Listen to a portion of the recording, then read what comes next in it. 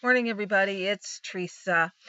As a child, I was quite typical in the fact that I had a very messy bedroom. I loved to collect stuff. I still do. I have way too many things. And I remember on more than one occasion my mother coming into my room when I was struggling to find something to wear to school or to find, a shoe or a sock or something that I was looking for. And I remember her coming in and taking the dresser drawer and just dumping it on the floor and sitting there with this pile full of things. Now sort this out, put it back where it belongs so you don't have to go through this in the morning. And on a trip downstate at my sister's house, I've seen her do the same thing. So it's very typical behavior. Um, Not the best, but it's typical. It's not unusual. This morning, I went to make my oatmeal, and this is the fourth day in a row that the scoop inside of the oatmeal container is missing. About, 4 or 5 days ago, I guess, I refilled the canister. I keep Quick Oats in my canister on the kitchen counter, and I had purchased a new container of oatmeal and I poured it into the canister. Well, somehow in the process, I lost the measuring scoop that stays inside of there. So for the last 3 days, I've been too busy and too preoccupied to worry about it, and I just took a scoop from the Splenda container and went on my way. Well, this morning, I looked in the dishwasher. I've looked everywhere. Where on earth could this scoop be? It doesn't just disappear. So I reached my hand to the bottom. It's got to be there. And sure enough, it was buried underneath the oatmeal. Apparently, I just poured the oatmeal in. Over the weekend, the weather turned. It got very cold, and I went looking for one of my winter gloves. And I keep all my gloves and scarves and hats and such in a bin in the closet room. And I knew that it was in there. And I dug through. I had way too many scarves in every color and hats and gloves and whatever. And I couldn't find it. So I took it and I emptied it out onto the floor. And sure enough, I found my glove. So I've been thinking the last couple of days about how we bury things. Things get buried in stuff. Sometimes we're late in responding to an RSVP, or we might be late in getting a bill paid because it's sitting in a pile of things to go through. We miss somebody's birthday, or we, fail to turn in this rebate form after and it expires because it just gets buried in stuff. Last night, I had the privilege of speaking to the Harrison Women's Association and sharing my story with some wonderful ladies.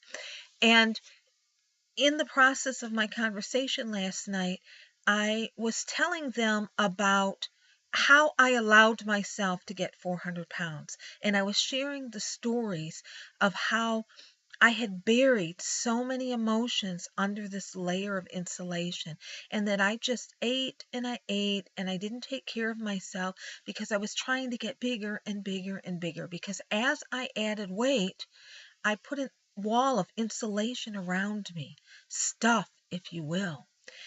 And before I could even think about changing my life, that happened in a split moment. So I shouldn't say before I think about it, but a great deal of effort in this whole journey and on a day-to-day basis is sorting through the stuff that contributed to my obesity and how I had buried emotions and buried feelings and buried things inside. I buried the grief that I felt over my grandfather's death, and especially my dear priest friend's death. That just hit me harder than anything I've experienced. Even my own parents and grandparents, I just struggled with that for years. I buried fear of losing another job, fear of going back to college, fear of letting somebody love me, fear, fear, fear. I buried unworthiness. Tracy, you don't deserve this. You don't deserve better. This is what you get. This is the way life is.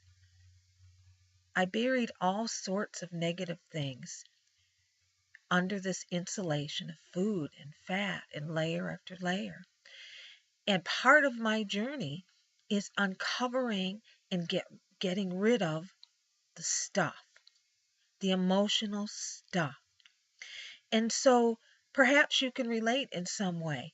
Perhaps you're taking that drink to cover up something, to cover up the pain, to cover up the loneliness, to cover up the memories, to cover up the fear, the worries, whatever.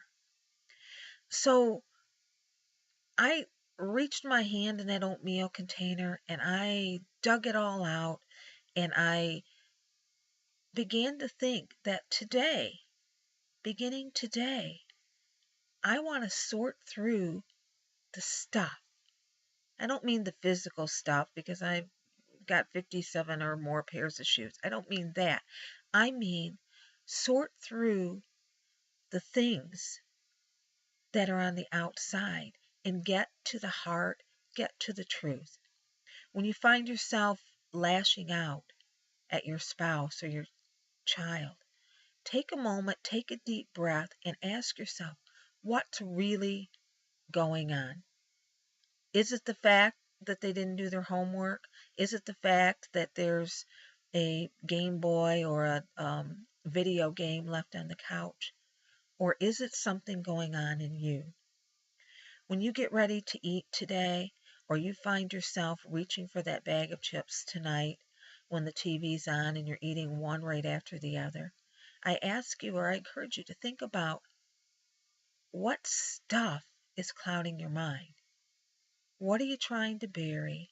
What are you trying to fill? What do you need to get rid of? What is it that's keeping you from picking up that phone and making a phone call to a friend that you haven't talked to in a long time? What is it that's keeping you from calling and inviting that widow or widower or that lonely senior citizen to your Thanksgiving table? What is it that's keeping you from starting today to live a better life, to live a healthier life, to change your life? Today, I'm going to work really hard on first recognizing the stuff that's weighing me down on a day-to-day basis, and then getting rid of those things that are no longer useful. Fear is not useful. Anxiety, worry, depression, hatred, unforgiveness, resentment, bad attitudes, jealousy, none of that stuff is worth hanging on to. And it could be hindering my life. I know it's hindering my life, and it could be hindering yours. So I encourage you today, sort through the stuff and change your life. You can do it. I know you can. We're in this together. Have a great day. Thanks. See you soon.